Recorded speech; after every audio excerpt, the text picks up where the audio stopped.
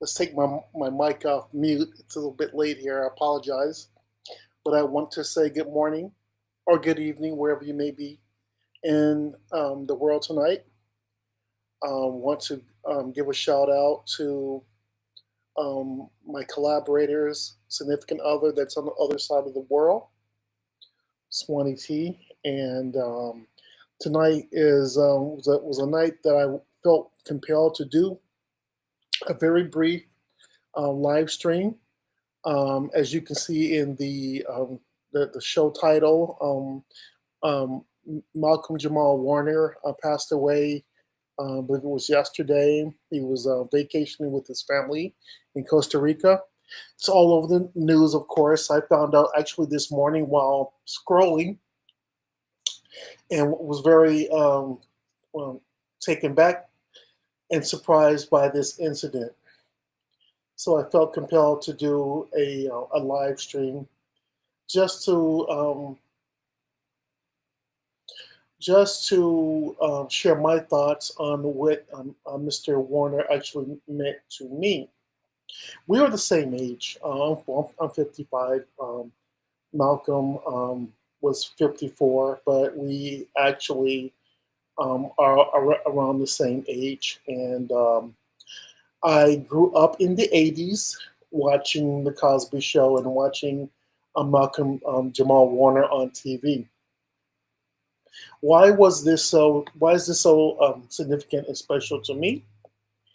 And because I can just tell you one thing, and that one thing is because he looked like me. He looked like me. He talked like me. He behaved like me. And as a poor child growing up in the inner city, I was able to relate to Malcolm Jamal Warner more than any other young adult during that time. He was one of the first. He was one of the first to look like me, talk like me, and we were able to. I was able to relate to him, and like many have said today, it's like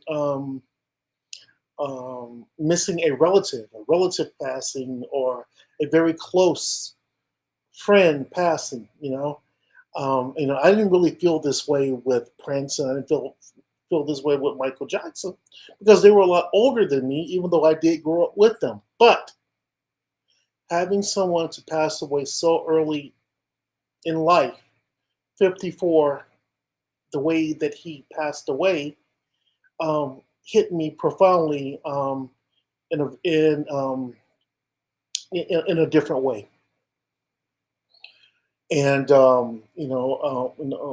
Malcolm Jamal Warner, um, he was the perfect role model of how someone, a black man, could be successful in the world without being a rapper and being you know a drug dealer, or being someone that goes out and commits crimes. He was the poster child for everything right, as far as following that straight and narrow path in life.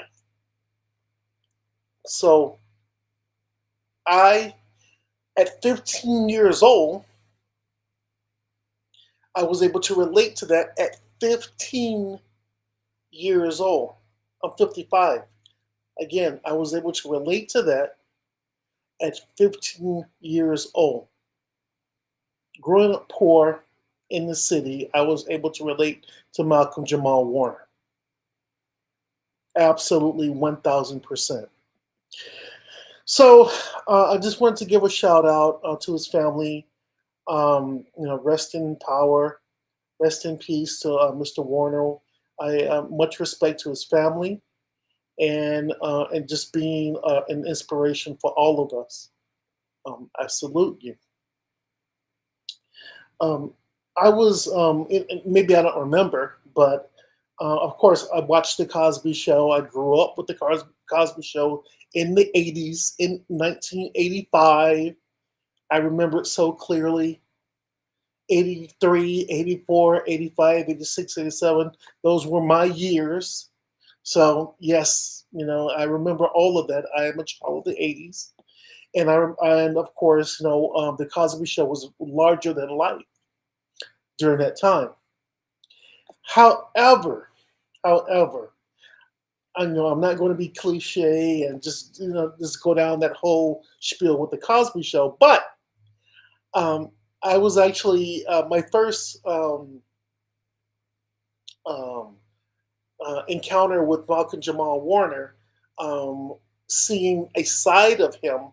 Remember, there was no social media, so I saw a side of him even before. Maybe it was during the Cosby Show era, but it was outside of the acting soundstage with the Cosby Show. Yeah, he was doing something in his personal life or professional life, but it was something different. He was dancing and have a good time, and this was in 1985. And most of you probably don't know, but look it up on YouTube. It's the um, well, I'm losing my thought now. It was Funky Beat, the band Houdini, the '80s rap group Houdini, with a W. He was actually in the Funky Beat video. And I remember in '85 watching Malcolm-Jamal Warner in that video. And I'm actually going to just give you a sample of that video. This is a slideshow, but let me finish before I transition to the video. This is the Malcolm-Jamal Warner I grew up with right here, with the waves. Back in the day, we call that, waves for the babes, curls for the girls. So he had the waves. And this haircut is the same haircut that I was rocking in the 80s myself. So I got this from Malcolm-Jamal Warner. This is him in the 80s. But uh, watching him on the Houdini video was the very first time that you were able to correlate or associate an actor crossing over into the rap universe and being fully appreciated for it. And the Houdini video, why do I keep forgetting this name? Funky Beat, Funky Beat video had a lot of cameos. And again, video cameos were not really popular in those days because it was the 80s. I think it was the Funky Beat video. And if you want a video, an 80s video with a lot of artist cameos, check out Funky Beat and check out Jeff Beck. I have a rock and roll background as well. Jeff Beck's So Ambitious. So if you're interested in that. So these are the two videos that stood out for me. But just to give you a sample of me being impressed by Malcolm-Jamal Warner in the 80s, I'm going to give you just a small snippet of what impressed me back in 1985. Here we go.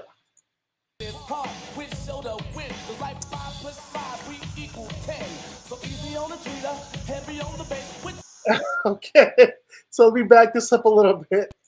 So we have Malcolm-Jamal Warner dancing on the Funky Beat video. This is Donnie Simpson. He was the host of BET at the time. So BET was new. And of course you have an entire host of artists in the back. I can't even name them.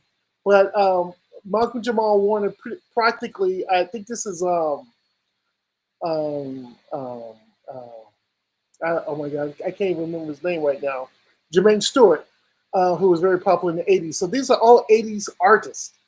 And Malcolm-Jamal Warner really owned this video. So I really wanted to share that because that was the actual video that really made me think at the time. Jumping into a time machine at the time, saying, "Hey, this guy, he's an actor. He's a young, and I think we're about the same age. He's probably 15 or 16, even in that video."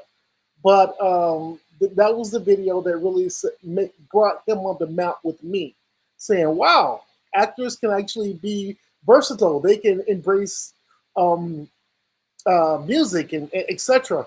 By the way, Malcolm-Jamal Warner also was also a Grammy award-winning artist. He was also an instrumentalist, so he won a Grammy for that. He was also a television producer, and he appeared in many movies and television series throughout the '90s. Malcolm and Eddie with Eddie Griffin was very popular in the '90s as well. So he had a very accomplished career. The thing with me is this: he was just so young, and that is why I'm having feeling a certain way. He was so young, and I hate to see my own kind, not only my own kind, we're not talking about skin color, we're talking about my own age group. Young men of my age um, um, not making it. And it touches me profoundly. So, again, I wanted to just do a shout out and, Godspeed. He's with the Lord now. And you left you left an inspiration on a multitude of young American, African American guys about my age and before me, while I was around the same age as you, but even the younger generation as well. So salute to you, Mr. Malcolm-Jamal Warner. So I wanted to share that with you. It was just something I really wanted to do tonight. Before I wrap up, I want to talk about a situation that happened a few days ago. I'm going to close out with this situation because it's something I really want. Want to do a show on it, but I want to get more facts. But I'm not going to do any deep diving into certain facts because the case is so new. But this is regarding the situation with the MRI machine. It's been all over social media as well. Mr. Keith McAllister died when he was sucked into an MRI machine. And again, I want to be. This is a very sensitive situation, and I want to be sensitive to the family and friends, etc. That were and associates of Mr. McAllister. Um, I'm a little bit perplexed. Ironically, I saw Final Destination, a new Final Destination movie, and there's a scene in that movie that involves an MRI machine. I'll leave it at that. Just out of respect, but there was a scene that was unbelievable to me on a movie set. Because there's a scene involving an MRI doing such a thing, but of course it was a movie, so it's like, okay, that would never happen, and now this comes out as a real thing. Yeah, it's a real thing. So, but I wanted to play, but there's a question that I have, and it'll probably remain a question, but I want to play the news clip regarding that incident. So let's transition into that. This is the news interview with Mr. Keith McAllister's wife and her take on the incident that happened a few days ago regarding the MRI machine. Here we go. Let's take a look. But first tonight, the man pulled into an MRI by his necklace has died, we've learned, and tonight his wife is grieving his loss after she says she watched him get sucked into that machine. News 12's Cecilia Dowd has the story. I saw the machine snatch him around and pulled him into the machine. He died. He went limp in my arms. Adrienne Jones McAllister says her husband, Keith McAllister, died after he was sucked into an MRI machine at Nassau Open MRI in Westbury. I haven't been able to sleep. I'm barely eating. I just can't believe.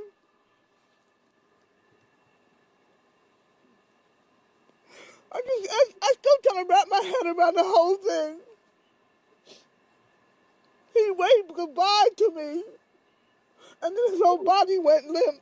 Adrienne said after she'd had an MRI on her knee Wednesday, she needed help getting up. She said she asked the technician to get her husband. And I yelled out Keith's name, Keith, come help me up, come help me up. She said the technician went to get her husband and brought him into the room, despite the fact that Keith was wearing a 20-pound chain around his neck with a large lock that he used for weight training. Okay, I'm going to pause it right there. because this is what's perplexing me, okay? The news reporter said that the gentleman had a 20-pound weight lock, weight chain around his neck, 20-pound weight around his neck. Let me show you something, okay? This is 20 pounds right here. It's heavy. You can see my veins popping out and all that really cool stuff. It's heavy. 10, 10, 10, 10, 5, and 5. Okay? I'm sorry. These two are 5. These two are 5. Yeah, these two are 5. So 2.5, 2.5. So 2.5, that's 5, 5, and 10.